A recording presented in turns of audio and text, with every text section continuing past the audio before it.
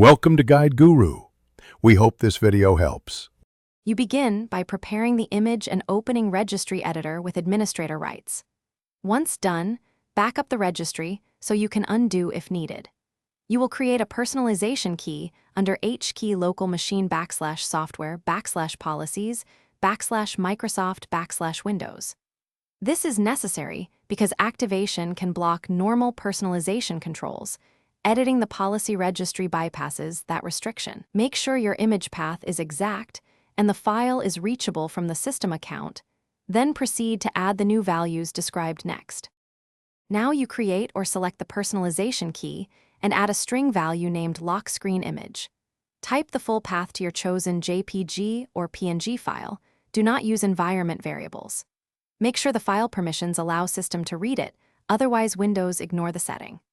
After adding the value, close Registry Editor and optionally run gpupdate/force from an elevated command prompt to push policy changes immediately. This forces the lock screen to use your specified image, even when standard personalization is limited. Finish by applying the change. Run gpupdate/force or simply restart the computer, then press Win+L to inspect the lock screen. If you don't see the image, make sure the registry value points to a valid file. That system can read it, and you created the key in the local machine hive, not current user.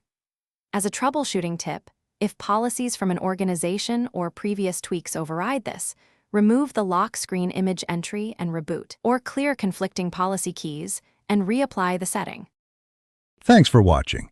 Consider subscribing if we helped you today.